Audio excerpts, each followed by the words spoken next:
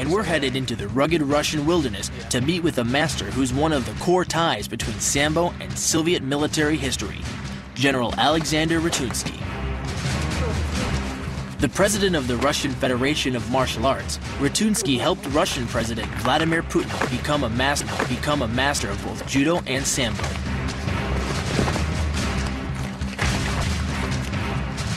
Along with his protege, Vadim Kolganov, Ratunsky had designed a training regimen that fuses combat Sambo, Spetsnaz, and the rugged Russian wilderness.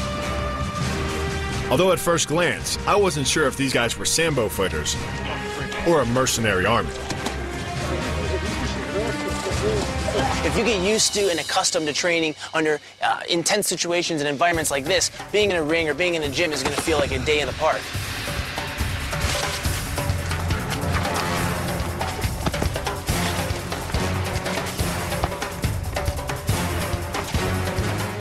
Jason, that was nuts. That guy ran up a tree, used his environment, took 2 guys hostage. I mean, crazy.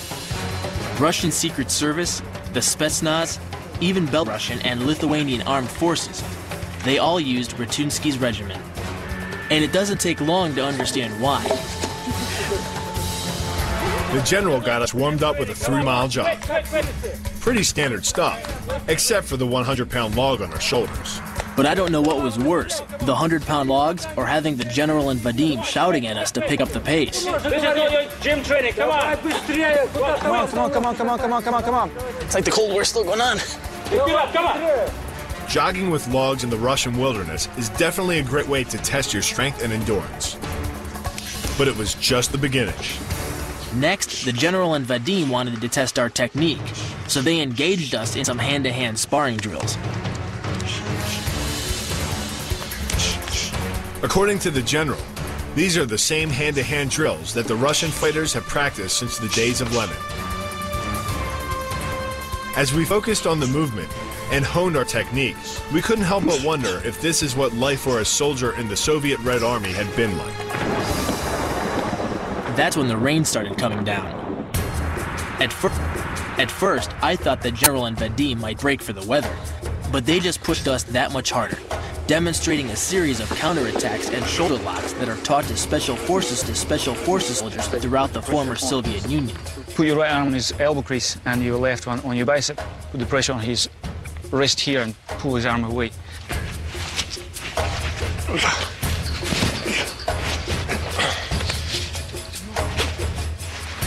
This is a really awesome move because you can really feel the opponent hurting. Jason, you feel that? Yep. Jason, don't you owe me some money? I owe you something, Bill, when I get up. The rain kept coming, and we kept training. Every hour in the Russian wilderness, we could sense our Sambo skills improving. 27, 28. But we had miles to go if we were going to take on one of Fedor Emelianenko's men. And the general and Vadim weren't afraid to test our pain threshold. We lifted logs until our shoulders burned. And did the general's version of a step workout. Oh, wow. Working out a log on your back is hard work. Mother Nature's a bitch, but Mother Russia is worse. And still we weren't done. Next, the general showed us a sort of Wing Chun workout on steroids. It battered our forearms and burned our shoulders, and attuned us to the rigors of a Sambo fight. To cap it all off, it was back to the forest for another 3-mile run. Only this time, instead of carrying logs, we were dodging trees on wet ground, while trying to keep up with seasoned Sambo fighters. When you have wet moss you're running on and you're weaving in and out of trees, it's a really, really hard cardio workout. You need to work your balance, your coordination. As we trained, Vadim and Ratunsky hammered home the importance of dedication and toughness, both mental and physical. It's a crucial component of any well-rounded fighter's arsenal.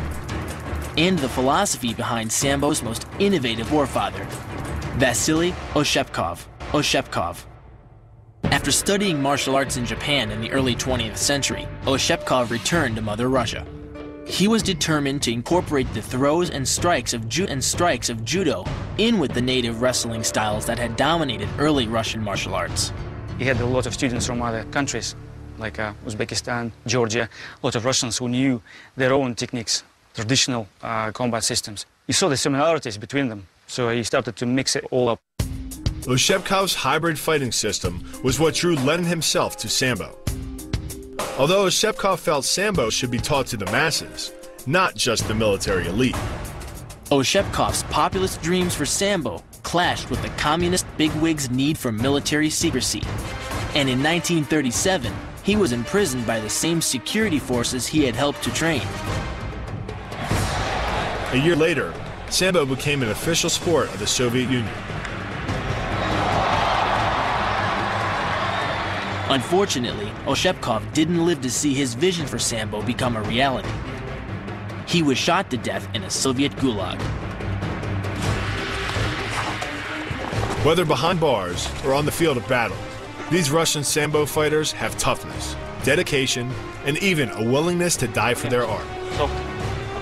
And as we continued to work with the general and Vadim, we couldn't help but feel training in the wilderness was time well spent. But with our final challenge looming.